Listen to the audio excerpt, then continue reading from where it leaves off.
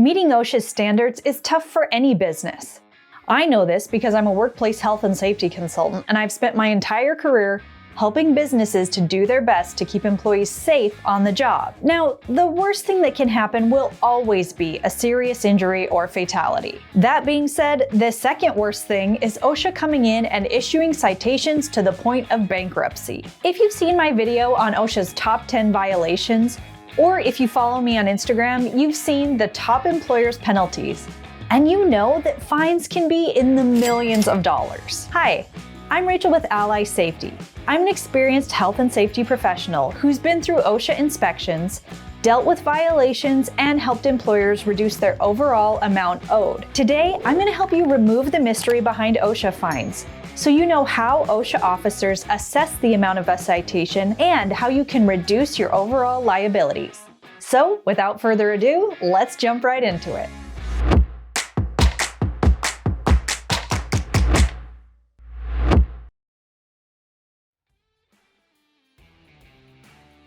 Let's start by looking at OSHA penalty types and the amount of penalty that can be issued for each. Just a heads up, we'll be looking at the 2024 update on federal OSHA's listed penalties. Typically, this amount is increased slightly each year since OSHA follows the cost of living multiplier from the Consumer Price Index from the year prior. With that in mind, here we go, starting from the least serious violations to the most serious violations.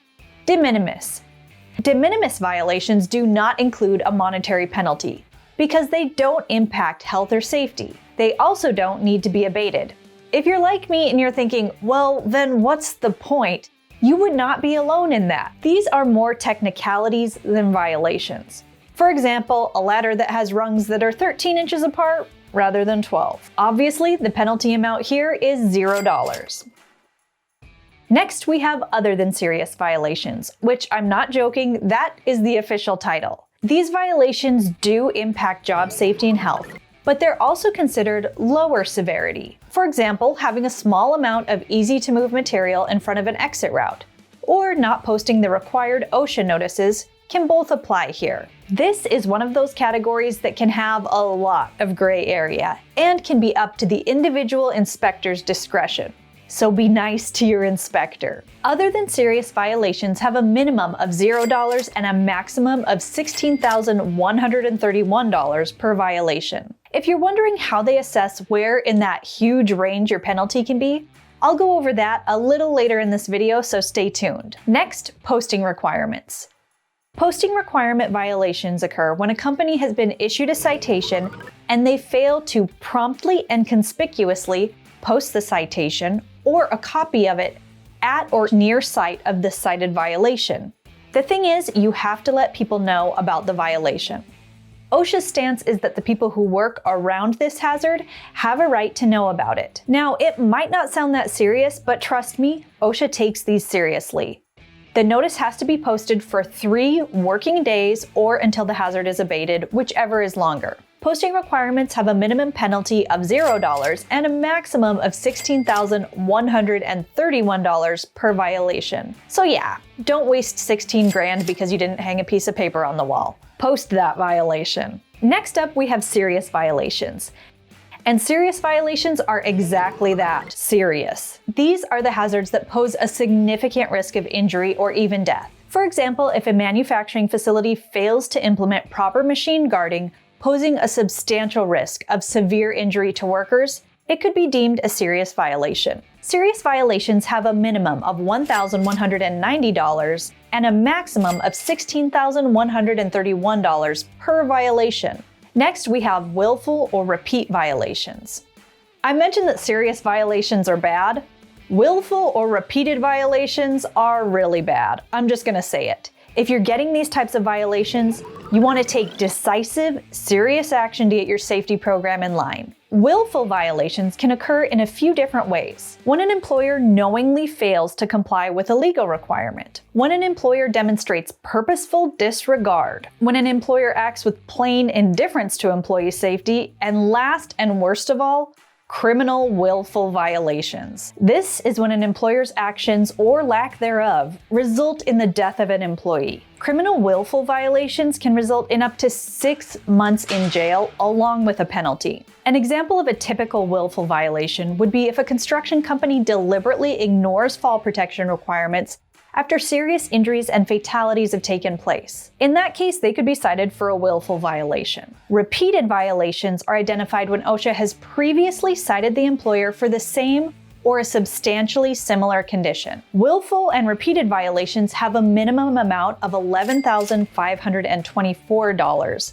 and a maximum of $161,323 per violation. And like we talked about, these can also result in jail time if it's a true criminal willful violation. Now, with these, it's important to note companies don't always just get one willful or one repeat violation. There are plenty of cases of multiples, like 12 willful violations and 8 repeat. The penalty numbers can be really high, and that's what gets companies into the millions of dollars in fines. Next, failure to abate. Failure to abate violations are like an ugly ticking clock that's draining the company's bank account. These occur when an employer hasn't fixed a serious problem that they were cited for, so employees are still exposed to the hazard. Penalties for failure to abate violations are calculated for each day that the abatement remains unresolved. Now, failure to abate violations can cost up to $16,131 per day beyond the given abatement date. Translation, if you're going to fail to abate the OSHA violation, get ready to make it rain cash. How penalty amounts are assessed. Okay, that was a lot of information to cover, but you probably noticed that the penalty amounts can range hugely. So it's helpful to know how OSHA inspectors may determine where in that range the violations may fall. The gravity of the violation.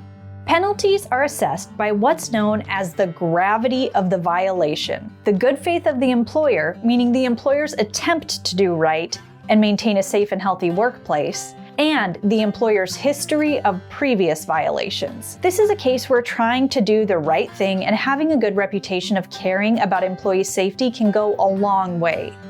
And the OSHA guidance is actually pretty well outlined here.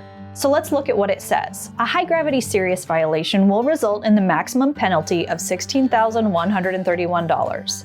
So let's say you've got a fall protection violation and there's the potential for serious injuries or fatalities. If you have no fall protection plan, a job site where safety is an obvious afterthought, and a history of previous violations, you're probably going to be pushing for that high-gravity penalty. A moderate gravity penalty violation will result in a penalty ranging from $9,218 to $13,828. So let's say you've got the same fall protection hazard, but you have a fall protection program in place, a low incident rate, and maybe just some issues on this particular job site. The inspector may look at that and put you in the moderate gravity range, knowing that you're trying to do the right thing. And finally, a low gravity violation will result in a penalty of $6,913 or less. If we take that same fall hazard on a site where safety is obviously a value to the employer, there's a good fall protection program, and there's a demonstrated record of low incident rates,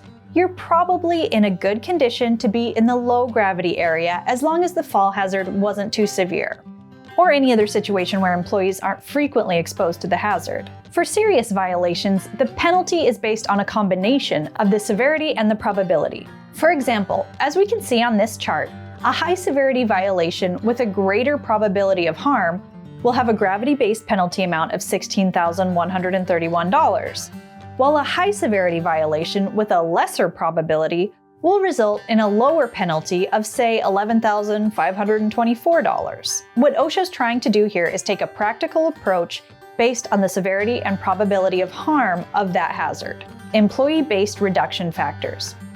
We all know that the size of the company makes some fines infeasible for small companies while not even making a big corporation blink. And OSHA's got a system for that too, called the Employee-Based Reduction Factor. As you can imagine, a small company will be put out of business by fines that don't even faze a big corporation. So OSHA's stance is that fines need to be adjusted to be significant enough to prompt change while not inflicting undue punishment. That's why employers who employ 11 to 20 employees may see their serious violation penalty amount reduced by up to 60%, whereas an employer with more than 250 employees will not see a % reduction. OSHA isn't trying to put companies out of business, they're just more trying to make sure that they'll start taking safety seriously if they have a track record of not doing it in the past. With all that in mind, it's important to note that the penalty structure we outlined applies to locations falling under the jurisdiction of federal OSHA. State plans are required to adhere to at least the minimum standards set by federal OSHA regulations. But they also have the ability to exceed those penalty amounts, but they can never fall below them. So if you're operating in a state under a state OSHA plan, be aware that you may be subject to a higher penalty structure, especially if you're in California. If you're in a position where you're concerned about OSHA violations, be proactive and start by reducing your most serious hazards. Again, this is a good point to think about probability and severity and make sure those serious hazards are taken care of. For example, have a good lockout-tagout program. Make sure all work at heights is done with fall protection. And if you have a lot of machinery, make sure it's guarded appropriately. Then always make sure your emergency response plan is well outlined. Next, if you've been fined for something once, take serious care of that hazard at every single one of your facilities. Because if you get inspected or someone gets injured again in the next 3 years due to the same or a very serious hazard, you're looking at repeat violations. And lastly, do your best to correct any issues found during an OSHA inspection. As someone who goes to a lot of different job sites, it's actually really easy to see when companies are trying to do well in workplace safety and when frankly they aren't. It's very obvious. It's those companies that flagrantly disregard OSHA's previous citations and allow employees to get injured again and again, or even worse, killed, that end up with fines in the millions of dollars. So give safety an honest effort because it shows. And that's what you need to know about OSHA violation types and amounts. I hope you found this video helpful, and I hope it helps you to understand how OSHA assesses violations and penalties. If you did find it helpful, please hit that like button. And if you'd like to see more videos like this, please hit that subscribe button. As always, take care and stay safe. Hi, Rachel from Ally Safety here. If you enjoyed this video, make sure to check out the Ally Safety Toolbox Talk membership at allysafety.com. There you'll find an entire library of videos that are created to make safety entertaining. I'll see you there at allysafety.com.